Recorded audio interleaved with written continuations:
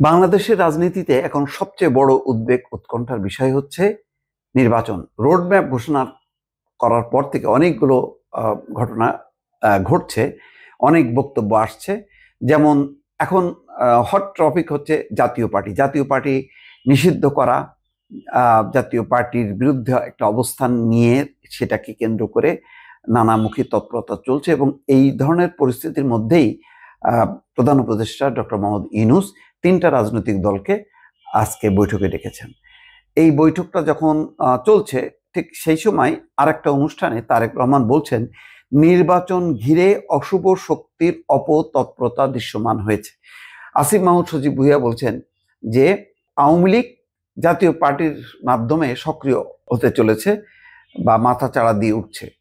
এখানে কিভাবে, কোন প্রক্রিয়ায়, কিভাবে এটা সম্ভব, এটার বিস্তারিত কোনো নেই, কিন্তু তারও একটা ষড়যন্ত্রের আভাস। তারেক রহমান বলছেন যে দৃশ্যমান হয়ে উঠছে, পরিষ্কার কথা। অন্যদিকে জামাত ইসলাম আজকে বলে এসছে যে তারাও এই দাবির সাথে একমত যে আওয়ামী লীগের মতন জাতীয় পার্টিও নিষিদ্ধ করা হোক।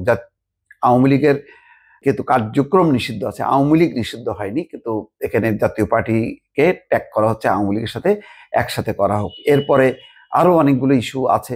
তাহলে জাতীয় পার্টি হইলে কেন ওয়ার্কার্স পার্টি না, কেন জাসদ, ইনু না, এরকম অনেকগুলো তো দল আছে। যাক, মোট কথা এই যে সামগ্রিকভাবে পরিস্থিতি, এই পরিস্থিতিতে বিএনপি মনে করছে যে একটা অশুভ কোনো তৎপরতা চলছে। আসন্ন জাতীয় নির্বাচন ঘিরে নানা ষড়যন্ত্রের ডালপালা মেলতে শুরু করেছে বলে মন্তব্য করেছেন বিএনপির ভারপ্রাপ্ত চেয়ারম্যান তারেক রহমান। তিনি বলছেন যতক্ষণ পর্যন্ত একটা অবাধ, সুষ্ঠু এবং নিরপেক্ষ নির্বাচনের মাধ্যমে সরাসরি ভোটে জনগণের কাছে দায়বদ্ধ এবং জবাবদিহিমূলক একটি গণতান্ত্রিক সরকার প্রতিষ্ঠিত না হবে ততক্ষণ পর্যন্ত গণতন্ত্র ঝুঁকি মুক্ত নয়। তার মানে গণতন্ত্র ঝুঁকির মধ্যে পড়ে গেছে।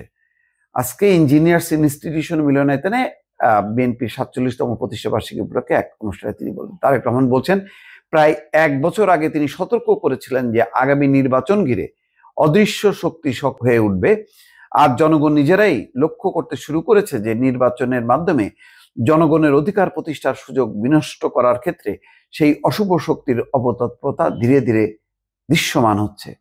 খুব গুরুত্বপূর্ণ কথা কিন্তু বলেছেন যে দৃশ্যমান হয়ে উঠছে। সেই দৃশ্যমান কারা, নামটা বলেননি, কিন্তু অনেক কিছুই কিন্তু এই বক্তব্যের মধ্যে দিয়ে স্পষ্ট হয়ে উঠছে।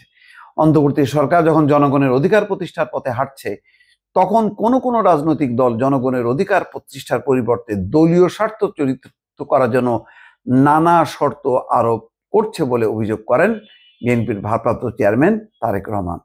তার মানে সরকার চাইছে যে একটা নির্বাচনের মধ্য দিয়ে তারা একটা নির্বাচিত সরকারের কাছে ক্ষমতা হস্তান্তর করবে, কিন্তু দলীয় স্বার্থে নানা শর্ত আরোপ করা হচ্ছে। কারা কোন শর্ত দিচ্ছে, এটা জুলাই বাস্তবায়ন, পিআর পদ্ধতি, এই সমস্ত সম্ভবত তিনি মিন করেছেন।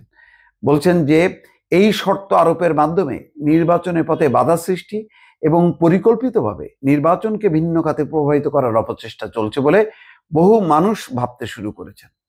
বিএনপি সবসময় দ্রুততম সময় একটি নির্বাচনের দাবি জানিয়ে এসছে উল্লেখ করে বলেন, কারণ বিএনপি বিশ্বাস করে আগে জনগণের রাজনৈতিক ক্ষমতা ফিরে পাওয়া প্রয়োজন। জনগণের সরাসরি ভোটে নির্বাচিত সরকার যদি জনপ্রত্যাশা পূরণে ব্যর্থ হয় তবে পরবর্তী নির্বাচনে জনগণ ভোটের মাধ্যমে সরকার পরিবর্তনের সুযোগ পাবে, যা গণতান্ত্রিক বিশ্বের স্বাভাবিক একটা প্রক্রিয়া। দর্শক, অনেক কিছু ইঙ্গিত করে কিন্তু তিনি বলছেন। সত্যি সত্যি কি তাহলে নির্বাচনটা নিয়ে একটা অশুভ শক্তি ব্যাপকভাবে তৎপর?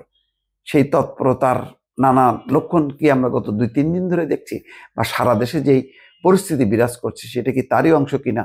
নিশ্চয়ই এই প্রশ্ন জনগণের মধ্যে উঠতে থাকবে। ভালো থাকবেন। আল্লাহ হাফেজ।